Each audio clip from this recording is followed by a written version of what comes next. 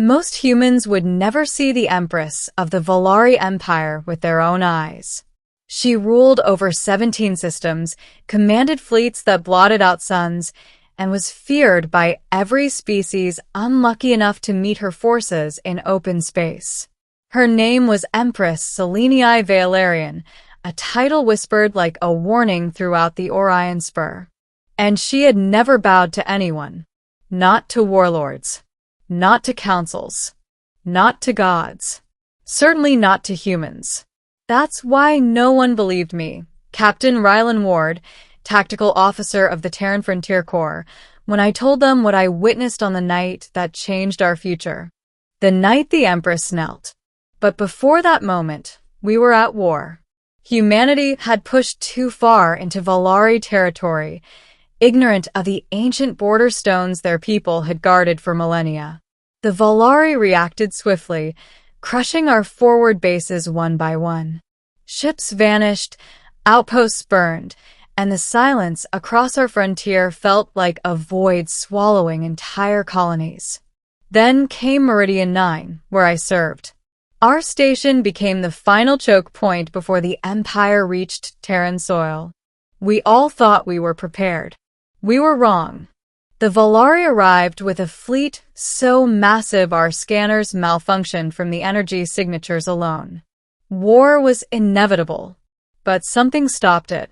Something none of us understood. It began with the Empress herself coming in person. Middle, the human she asked for by name. The Empress did not communicate demands or declare her intentions. Instead, her flagship, the Obsidian Fortress ship Sovereign Radiance, sent a single transmission. Bring me the human known as Rylan Ward. My blood ran cold when my commander relayed the message. What does she want with you? He whispered. I have no idea. I had never met a Vaelari in my life. Still, they escorted me to the landing bay as the Empress's shuttle arrived, sleek, spear-shaped, and carved with silver glyphs that glowed softly, like captured moonlight. Vaelari warriors emerged first, towering figures with crystalline armor and eyes that shimmered with shifting colors. Then she stepped out. Empress Seleniae. She was striking, tall, regal, her violet skin faintly luminescent, hair cascading like molten silver. Her eyes were amethyst daggers, sharp and all-seeing. Those who looked directly into them claimed to see their own fears reflected back. Yet she looked at me, without hostility, almost curiosity. She dismissed her guards with a gesture. They obeyed instantly. Human Rylan Ward, she said, her voice melodic but commanding. Walk with me. If I refused, I'd be dead in seconds. So I followed her past the landing bay and out onto the observation deck overlooking the planet's surface. She studied me quietly before speaking again. You carry something that belongs to my people. I blinked. I don't understand. You will. She lifted her hand, and a hologram of a brilliant crystal shard appeared. It pulsed with golden light. This is the Astra core, a relic stolen from us centuries ago, long before your species crawled from its oceans. That's interesting, I said carefully. But what does that have to do with me? Her eyes narrowed, not angrily, but like she was reading truth written under my skin. The core has awakened, she said, and it called your name. My mouth went dry. That's impossible. For you, perhaps. Not for my people. Her tone shifted, no longer imperial, but almost concerned. If you do not willingly return it, my empire will take it back by force, she warned. Your species would not survive the attempt. A chill swept through me.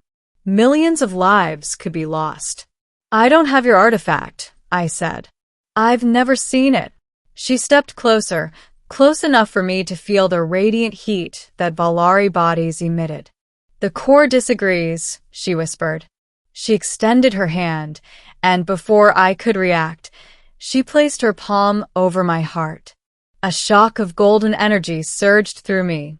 My vision blurred, prophecies, stars, forgotten wars, a collapsing empire, and a desperate plea for a savior flashed across my mind. When my senses returned, the Empress was staring at me in stunned silence. "It is true," she breathed. "The core chose you." I staggered back. "Why me?" "You carry the spark," she said. "The spark. A soul that resonates with the core. It responds only to those who possess unyielding will." She studied me like a scientist examining a new element. "You are rare among humans," she continued. "A heart that defies inevitability." Then she said something that shook me more than the visions. "I did not come to conquer your people. I came to kneel." I stared at her, stunned. "Why?" "Because without the cores chosen, my empire will fall. The void storm rises. A cosmic plague that cannot be fought by armies or fleets. Only the core can repel it, and only you can awaken it." Her voice softened. "I kneel so that my people may live." The kneeling, the moment that changed the galaxy.